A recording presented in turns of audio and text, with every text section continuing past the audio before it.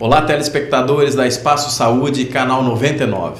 Estamos aqui na Clínica Espaço Saúde fazendo mais um programa para vocês, telespectadores. Estamos aqui falando hoje com o Dr. Rafael, que é um uropediatra, que nós vamos estar explicando um pouquinho sobre a pediatria, como que é ser um cirurgião pediatra. Primeiramente, obrigado, Dr. Rafael. Eu gostaria que você já de cara explicasse para a gente qual que é a diferença do cirurgião pediatra de um cirurgião geral. Boa tarde, telespectadores, né? Essa diferença ela é em lugares assim fora da capital, dos grandes centros, né? Às vezes ela não é muito clara para a maioria das pessoas, né? E acho que é válida a pergunta que a gente poderia explicar, né? Tem uma frase muito interessante, que não é minha, eu vou pegar emprestada, né? Que ele fala assim: cirurgia é arte, é ciência, né? Ele fala: cirurgia pediátrica é arte, é ciência, é amor, carinho, paciência, dedicação, né? Então, assim, essa frase ela mostra que é muito diferente você lidar com o paciente adulto e o paciente pediátrico, né? Em parte porque as doenças que a criança apresenta são totalmente diferentes daquelas doenças que o adulto apresenta. Algumas são até mais comuns, né? Apendicite, hérnia, né? Ambos têm a doença. Mas a forma como ela se apresenta é totalmente diferente, né? Vou dar um exemplo da apendicite. No adulto com apendicite, a maioria das pessoas tem aquela visão geral da pessoa andando encurvada, com dor, né? A criança de 2 anos de idade, 3 anos de idade com apendicite é totalmente diferente. É uma criança gritando com dor, né? Ela não te conta nada que está acontecendo, ela está chorando, né? Então a abordagem realmente é muito diferente. Outra coisa que eu falo é que o consultório de cirurgião pediatra tem que ter mais cadeiras, né? Que quando o pediatra diz: olha, seu filho precisa ser operado, vá ao cirurgião, né? Não vem o paciente, no máximo a esposa, como vem os adultos, né? Costuma vir a criança, o pai, a mãe, a avó, o tio, vem todo mundo, o que está acontecendo, né? Vamos ver. Então é uma abordagem totalmente diferente com a criança em relação ao adulto, né? Por isso que faz necessário, né, sempre aquela pessoa especializada para cuidar daquele tipo de paciente. O melhor trato para aquele paciente vai ser dado realmente para quem faz aquilo todos os dias com aquelas doenças, com aqueles pacientes, entendeu? Então há essa diferença. Outra coisa muito importante é que assim, as doenças realmente são diferentes. Tem um clichê que fala: a criança não é um adulto em miniatura, a criança é um outro ser, ele é diferente. As medicações são diferentes, não são doses menores, são outras medicações, né? Então são muitas coisas diferentes. Então isso que faz necessário, faz a diferença você cuidar apenas de criança do que aquele médico que vai eventualmente operar a criança. Dr. Rafael, dentro desse contexto que você já nos explicou, dessa abordagem diferenciada para as crianças, também existe a abordagem para o familiar e para a própria, como dar a notícia para a criança de uma cirurgia, como que vai ser feito esse pré-operatório, essa preparação. Existe algo específico neste momento? Sim, essa é uma dúvida muito frequente da família, né? A criança vai ser operada, então o que a gente fala para a criança? A gente fala que a gente vai ver um filme, que a gente vai num lugar onde tem brincadeiras, ou vai fazer uma cirurgia, né? É difícil. O que a família fala, né? Lógico, cada criança é uma criança, cada família tem a forma de lidar com o seu próprio filho, né? Então não existe a fórmula mágica. Mas a sugestão é que sempre se diga a verdade, né? A verdade de forma mais aceitável para a criança. Uma das coisas que a criança mais pergunta é assim: mãe, mas eu vou ser cortado? Né? Então, esse tipo de detalhes acho que não precisa, entendeu? Não precisa chegar nesse ponto. Mas acho que deve falar a verdade. Falar: filho, nós vamos para o hospital, né? Você vai lá, vai fazer a cirurgia, o doutor vai cuidar de você, você vai estar junto com ele, tudo tal. E vai arrumar o seu pipi, vai arrumar não sei o quê, vai fazer um curativinho, entendeu? Então é importante a criança participar desse processo, sabendo que ela está indo para arrumar uma coisa nela que não está boa, que está causando algum problema, que está desagradável, que ela vai sair daí lá boa, curada. Mas para isso ela tem que ir, ela tem que participar, ela vai sair com um curativozinho, talvez ela tenha depois da cirurgia um pouquinho de dor, mas vai ter remedinho para isso, entendeu? E então eu acho que a verdade tem que ser dita, mas tem a forma mais adequada para se dizer, entendeu? Mas não, a gente não costuma ver boa aceitação das crianças quando mente para a criança, né? Quando diz que ela vai fazer lá é outra coisa e chega na hora H. Isso é importante também porque para que haja uma colaboração da criança. Sim. Porque vai ter que tomar remédio, vai ter que tomar um analgésico, um anti-inflamatório, enfim. E isso, criança nenhuma gosta de tomar remédio. Com certeza. Então, se a criança já está sabendo que vai passar por uma cirurgia, vai consertar alguma coisa que está ali incomodando, passa a ser mais colaborativa, né? Ela participa do processo, né? E o começo do processo, ele não pode ter dor, né? Hoje a dor é uma coisa que é dado muita importância para todo o procedimento médico, né?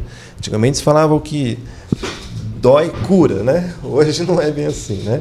Então, por exemplo, a maioria das crianças que vão para uma cirurgia marcada no hospital, antes de qualquer coisa, elas recebem a medicação para elas já ficarem meio zureta, meio sonolenta, até meio felizes, dá uma sensação de felicidade da medicação, né?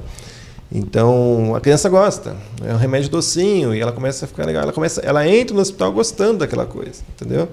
Então, mas é importante que se ela souber o que ela está fazendo, ela está participando. A partir do momento que ela não sabe o que está acontecendo, que ela está achando que ela vai ver outra coisa, ela começa a ficar desconfiada.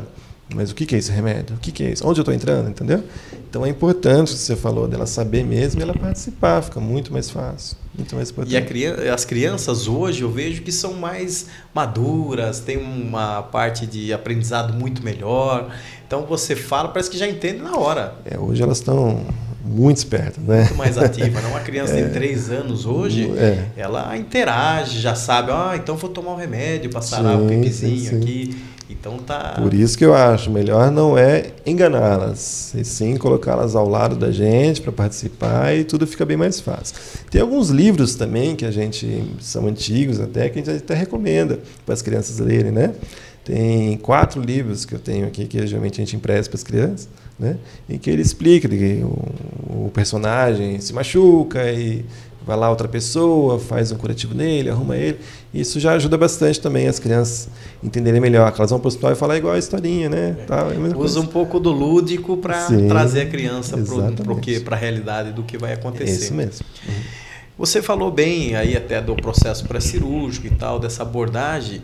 Vamos falar um pouco então das patologias, algumas doenças específicas dentro da uropediatria. A fimose é eu acho que uma das mais requisitadas aí. Né? A fimose ela é uma das cirurgias mais realizadas no mundo, né? E é uma condição muito comum. Mas a fimose, o maior problema da fimose é a falta de informação e não a fimose em si, né? Vou te dar 2 dados para você ficar claro isso para você. 92% dos homens nascem com fimose. Entendeu? E desses, 98% vão ficar livres da fimose se a gente não fizer nada. Ou seja, sozinho vai resolver. Entendeu? Ainda assim, aqueles 2% é suficiente para encher o consultório de um monte de médico. Entendeu? Mas uma boa parte daqueles pacientes que não precisam fazer nada vem em troca de orientação. Então eu vejo que muitos pacientes sofrem, né, por não saber o que fazer. Recebem informações diversas. Falam, mas você tem que fazer massagem, senão seu filho vai ter fimose. Ou não, você não deve fazer massagem, senão você vai estragar o pinto do seu filho. Entendeu? Então, eu vejo, os pacientes vêm aqui e vêm malucos da vida, porque já ouviram 3, 4 opiniões diferentes. E assim, faz parte, acho, do brasileiro, né?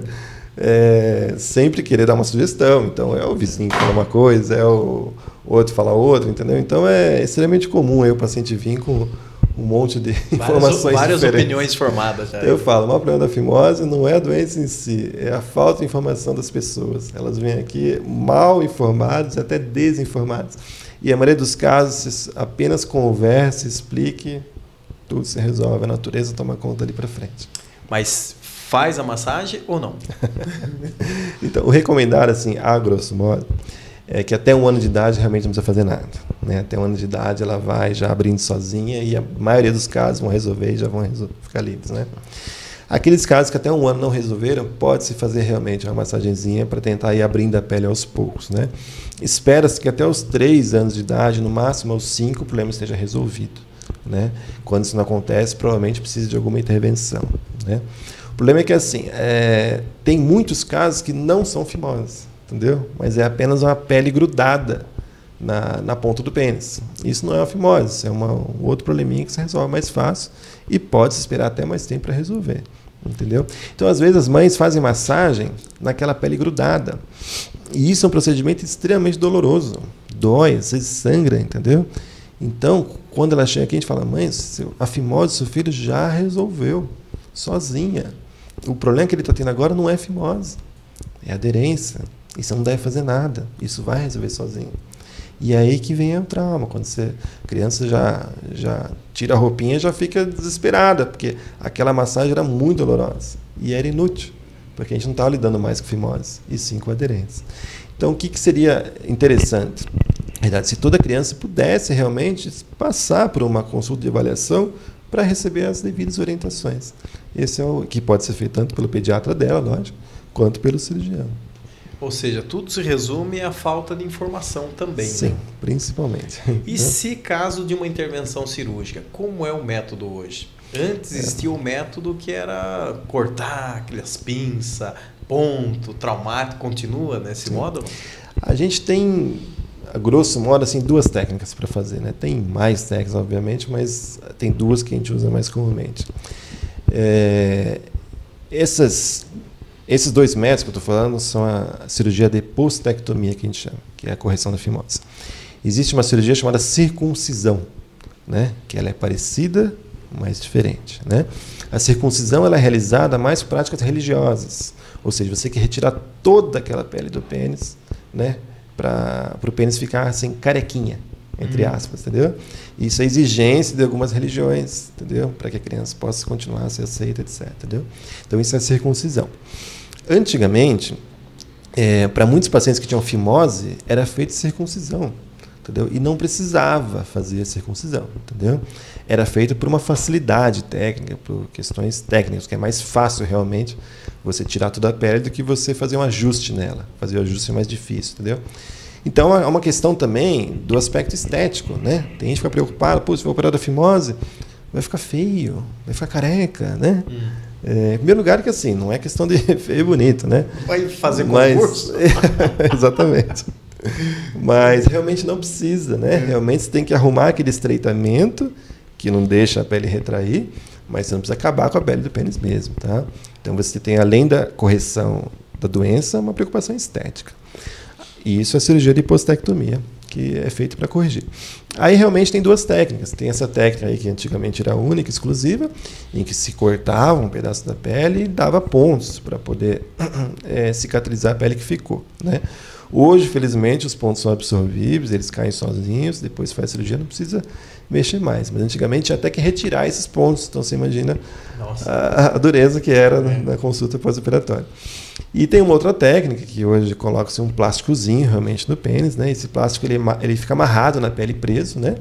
E ele cai sozinho. No prazo de 3, 4 semanas ele cai sozinho, né? E depois que ele cai, a pele está cicatrizada e está resolvida. Entendeu? Então a vantagem hoje desse plástico que é? Você não precisa manipular nada, ele está lá, preso, está garantindo que a pele seja cicatrizada no lugar certo. Depois que ele caiu, acabou. E o pós-operatório menos traumático, a criança vai embora com o plástico 2, 3 semanas lá, mas não atrapalha para... Não, ela vai embora só, no mesmo dia, né? A criança, geralmente, a gente faz no período da manhã, por causa do jejum, né? Então ela opera às 7, 9 horas da manhã, meio-dia, 1 da tarde, ela está em casa, né? E ela vai com esse plástico mesmo. Faz xixi normal, né? Quando a criança é mais velha, que o pós-operatório é um pouco mais difícil, né? Às vezes ela se assusta quando olha e fala, nossa, o que é isso? Vai ficar assim? Isso, então assusta um pouco. Mas em termos de dor, né, é totalmente controlável com analgésico simples. A criança não costuma ter dor, sofrimento pós-operatório devido a isso, tá? Faz xixi normalmente, tem um pouquinho de inchaço aí na primeira semana, né? Depois de 1 semana já não tem mais nada. Tudo resolvido. Tudo resolvido. Muito bom. Estamos chegando aqui ao final do nosso primeiro bloco, conversando aqui com o Dr. Rafael, uropediatra aqui da Clínica Espaço Saúde. Não saiam daí, já voltamos com esse programa que é sempre para vocês.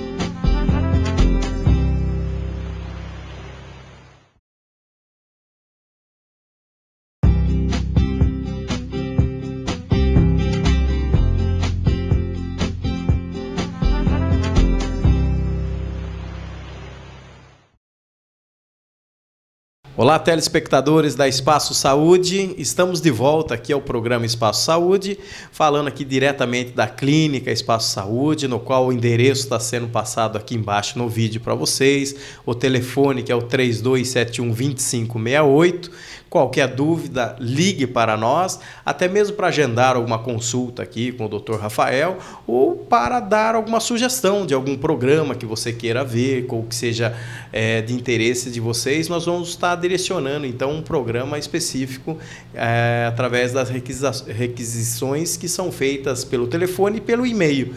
Então, muitos dos programas que são realizados são vocês que mandam as perguntas, os questionamentos, então nós formamos um programa bem direcionado para vocês que tire a dúvida do dia a dia. Às vezes a dúvida que a gente acha tão banal, realmente é a dúvida de muita gente. E o importante desse programa é que a gente direciona a linguagem mais coloquial, uma linguagem mais fácil, para que todos entendam e tirem essas dúvidas. Como estávamos falando aqui com o Dr. Rafael, falamos sobre o pré-operatório, sobre a abordagem das crianças, sobre a cirurgia. Também colocamos aqui a parte das cirurgias de postectomia, que é a fimose, os tipos de cirurgia. Eu estava falando da fimose, a circuncisão ainda é procurada? Sim, bastante. A gente tem uma população aqui no Brasil que tem uma descendência de religiões, né, que exige esse procedimento. Então, sim, temos bastante, sim. A diferença é que essas pessoas vêm logo ao nascimento, né? Às vezes logo o bebê já tem que resolver o problema. Muito bem. Vamos falar um pouco agora da enurese noturna. Explique o que é a enurese noturna e o que fazer. Sim. A enurese é um distúrbio em que a criança pede xixi na cama à noite. Entendeu? Ela é extremamente comum, né? Pega de 3 mais ou menos a 5% das pessoas, e tem uma origem genética. Geralmente tem um pai, uma mãe, um avô na família que tiveram o mesmo problema, né? Então a criança, por um sono extremamente profundo, né, ela acaba adormecendo e aí faz xixi na cama à noite, né? E é uma coisa assim, traz consequências sociais ruins, porque veja, tem criança que pode chegar a até 10, até 20 anos de idade com esse problema. Né? Olha! Ela resolve sozinha realmente, mas pode ser que demore muito. Nossa. Então sugere-se realmente o tratamento antes, né? Porque você não sabe quando que isso pode acabar. Vai acabar, mas pode demorar muito, entendeu? E veja, pega uma criança de 8 anos de idade, em que a maioria das noites ela pega e faz xixi na cama, ela não pode ir em excursão, ela não pode ir na casa de amigos, né? Então limita, chateia, é ruim para a criança, entendeu? E além disso, é comum haver uma guerra, né, familiar, uma vez a criança tem esse problema. Porque às vezes os pais interpretam que é safadeza, às vezes os pais interpretam que é algum problema emocional, a criança vai para a psicóloga, né, vê um monte de coisa, e o problema não é isso, o problema é fisiológico, o problema é orgânico, entendeu? E quando há, às vezes, problemas psicológicos junto com isso, geralmente os problemas psicológicos são consequência ao problema orgânico e não causa dele. Entendeu? Já vem daí, depois que começou, que começa o problema. Se a criança fica acanhada o tempo inteiro sendo recriminada, aí vem o problema psicológico. Exatamente. Então, às vezes, gera um sofrimento familiar enorme. Enorme, por conta do problema orgânico, tem tratamento, que na maioria das vezes, medicamentoso se resolve. Entendeu? Então, mais uma vez, o problema aí é a falta de informação e não a dificuldade no tratamento. Entendeu? Às vezes demora 2, 3, 4 meses, mas todas as crianças conseguem melhorar e ficar livres do problema. Entendeu? Então, o problema, de novo, é a desinformação e o tempo que as pessoas levam para chegar até a solução. Muitas vezes os pais vão relutando com isso, né? e vão reprimindo, vão xingando muitas vezes a criança, porque acha que realmente é isso, né? Tá de sem vergonhice e tal. E na verdade demora para detectar esse problema, né? E começa a irritar, né? Porque haja roupa para lavar, não. Cama para lavar, Exatamente. Forrar com plástico, tudo aquele detalhe. E como você falou, até fiquei agora admirado de ver, chega até os 20 anos de idade, muitas vezes a pessoa ainda passando por esse problema. Praticamente um adulto fazendo xixi na cama. Que coisa, acontece, exatamente. E qual é o remédio para isso? A solução é simples? Então, a gente tem diferentes linhas de tratamento também, né? Primeira coisa, quando o paciente chega com essa queixa aqui no consultório, é a gente saber se realmente é uma enurese, né? Ou se é um outro distúrbio de micção, entendeu? Então, geralmente, a gente tem uma conversa antes, né? Para ver se a criança não tem outros sintomas, como infecções urinárias, ou perder xixi durante o dia, quando está acordado, né? E quando a gente tem dúvida, a gente faz até alguns exames, ultrassom dos rins, exame de urina, para ver se a gente realmente está lidando com uma enurese ou se são outros problemas, né? Uma vez que a gente caracteriza que a gente está diante de uma enurese mesmo, a gente tem umas linhas de tratamento, né? Vou falar de dois, assim, principais, são aí mais interessantes. Um deles é um que a gente chama de alarme. Alarme é um dispositivo, ele vem com sensor, né? E que é adesivo, é um velcro, e você prende na cueca da criança ou na calcinha feminina, né? E ele é ligado a um alarme, uma buzina, entendeu? Que quando a criança adormece, aquele sono profundo, ela não faz xixi de uma vez, ela começa a soltar aos pouquinhos, e aí vai umedecendo a roupa íntima dela, entendeu? Aí quando começa a umedecer, o sensor detecta e toca a buzina. Entendeu? Qual é a finalidade? Não é a criança acordar, levantar e ir no banheiro e fazer xixi, não é isso, não é que está avisando que a bexiga está cheia. Mas avisando aquele sono aprofundou demais. E se continuar assim, a criança vai soltar os músculos que seguram o xixi e vai fazer xixi. Entendeu? Então a criança sai daquele sono profundo, ela superficializa e tranca o músculo de novo. Como naturalmente todos nós fazemos. Entendeu? E aí ele vai regulando o sono dessa criança. Ou seja, nas primeiras noites o alarme toca 3, 4 vezes. Entendeu? E aí depois, com o passar do tempo, o organismo vai aprendendo aquele sono regular e normal e o alarme para de tocar. Você tocou no assunto aí, então isso está ligado ao sono da criança. É mais um subsono, né? Aquele sono REM, sono não REM, aquele sono profundo, onde há esse relaxamento total. Exatamente. E então a criança não pode chegar nesse sono profundo. Isso, uma preocupação da família que a gente fala assim, mas meu filho vai ficar cansado, ele não vai descansar, ele não vai render na escola. Não é isso. Ele está num sono anormal. E a gente quer deixá-lo num sono normal, que todos nós temos, um sono normal. Então, não é que a gente vai deixar o seu filho num sono superficial e ele não vai descansar, não é isso. Ele vai passar a ter um sono normal. No momento, ele está com sono muito profundo, entendeu? Existem alguns casos, mas são mais excepcionais, que o problema é hormonal. Ou seja, por uma questão hormonal, a criança tem uma produção maior de urina durante a noite. Mas aí tem um tratamento específico que é com hormônio, né? Mas a maioria dos casos não é isso. A maioria dos casos realmente são sonos excessivamente profundos. Muito Entendeu? bom, viu? Olha, mais uma que eu aprendi hoje aqui, viu? E depois desses problemas aí, da enurese noturna, muito bem explicado, existe o problema das infecções urinárias. Como tratá-las? É extremamente comum também, né? A infecção urinária, ela é extremamente comum em adultos, principalmente em mulheres, né? Mas em crianças elas são abordadas de uma forma diferente, né? A criança não é para ter nenhuma infecção urinária ao longo da sua infância, entendeu? Ou seja, se a criança tiver uma infecção, já temos que lançar mão de uma investigação complementar, entendeu? Então, diferentemente de adultos, tem a infecção, antibiótico e fica por isso. A criança não. A criança teve uma infecção, ela já tem que ter uma investigação, porque não era para ela ter nenhuma, entendeu? Então, a gente tem por obrigação ver se ela não tem nenhuma alteração em nível de rins, bexiga, que gerou essa infecção urinária. Então, muitas vezes a infecção é um sinal que pode ter uma coisa aí mais importante e mais grave por trás que a gente tem que ver. Não que todas as vezes a gente encontra, entendeu? Mas a gente tem por obrigatoriedade fazer essa investigação, entendeu? Então, é muito comum a gente encontrar crianças, às vezes, que tiveram 6, 7, 8 infecções, chegaram aqui pela primeira vez, nunca fez nenhum exame. Só tomou antibiótico e exame de urina, entendeu?